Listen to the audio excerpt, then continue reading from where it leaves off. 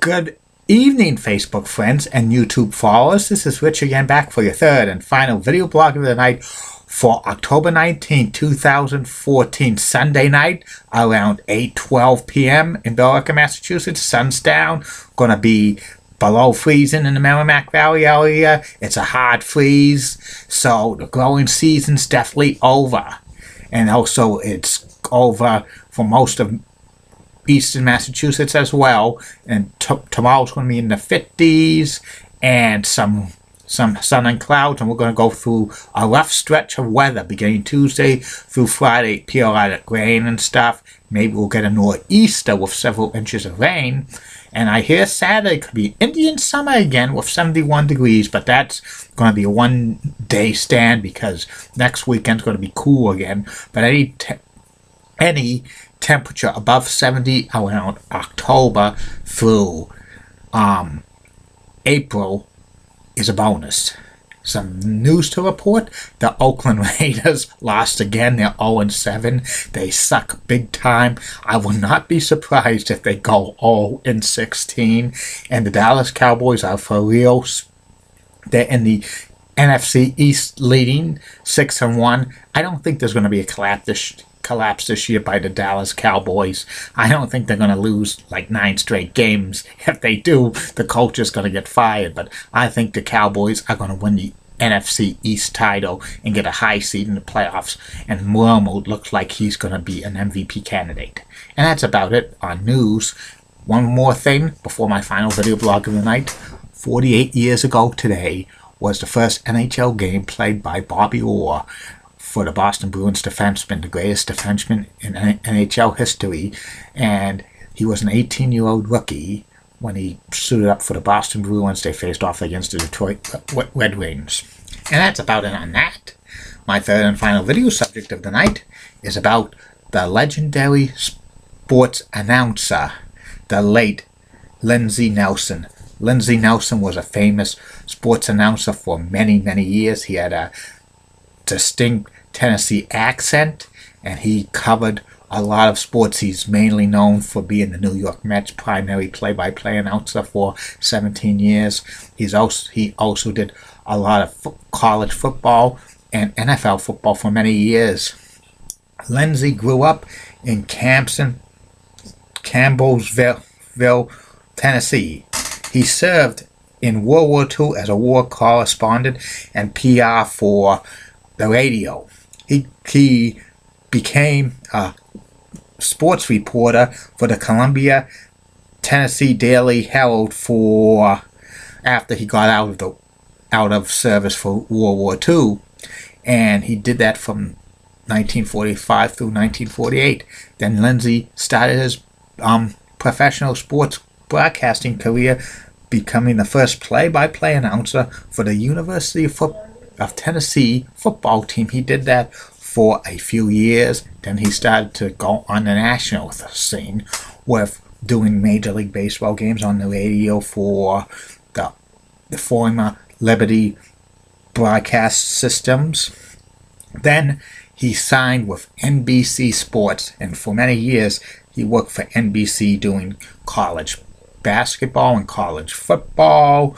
He also did Major League Baseball games, and he did NFL football games and the NBA and golf and tennis for NBC for a few years.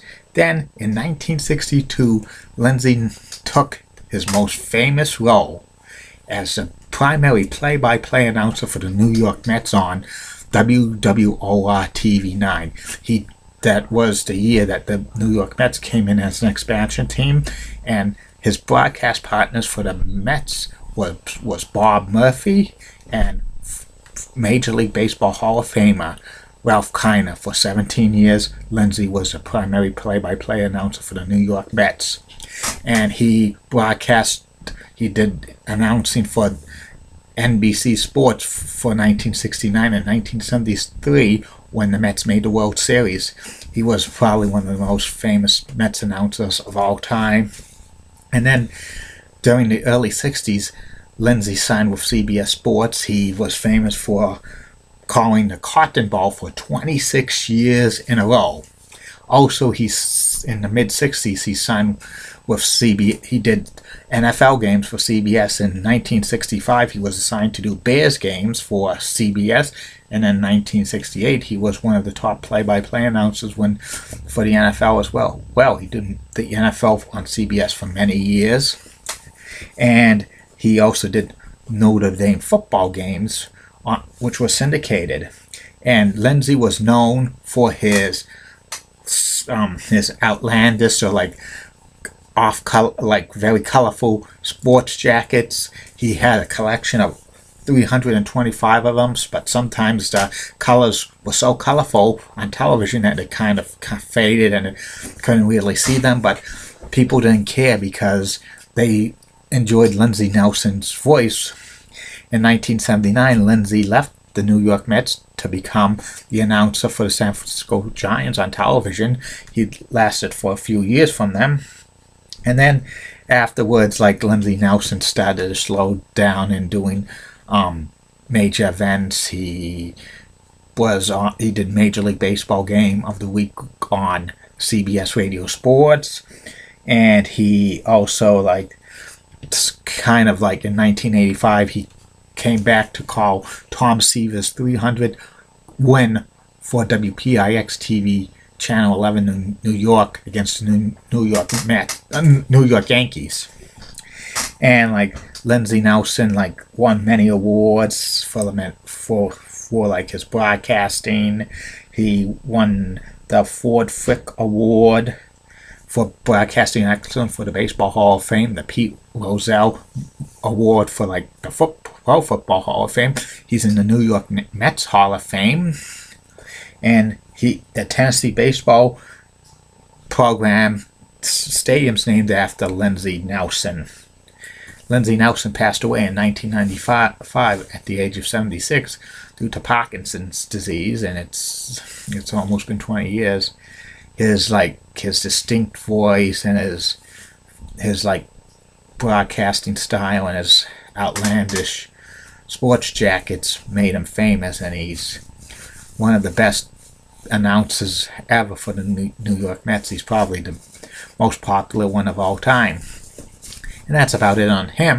I'll be back tomorrow, Facebook friends and YouTube followers, for at least 3 more of these entertaining and informative video blogs.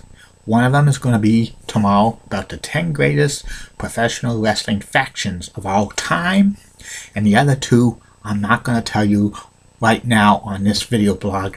If you're my Facebook friends, you'll know what they are with the final status of the night I post. Don't forget, there's going to be video blogs coming soon of the Prime 9. And we're not talking about on Major League Baseball Network. We're talking about the Prime 9 people I'm going to mention in the next few weeks on these blogs. They're going to get for the personality profiles. Julie Broughton, Local News 6 weekday traffic reporter. She has nice legs and a great smile. Heidi Lee Pratt, the best smile in the world and the nicest legs in the world. Janelle Tobin, Crystal Pistol, Dee Patel, Last Week, No Boss, Donald Beauregard, Tony Ramos, Bruce Cronin, the biggest hardcore Yankees fan I know, and his famous quote is, "Want to make a bet on that?" And Angelo, a guy who comes into Market Basket, who's a senior citizen, who spends hundreds of dollars on scratch tickets every time he comes in, and he wins 0. And also, NBA preview blog coming on next Saturday, and also the Montreal Screwjob take 3 weeks from tonight, and sometime in November or December, my first monthly question and answer video blog. So Facebook friends, YouTube followers, send me questions, private message me, they'll get answered. And good night, everybody. See you tomorrow.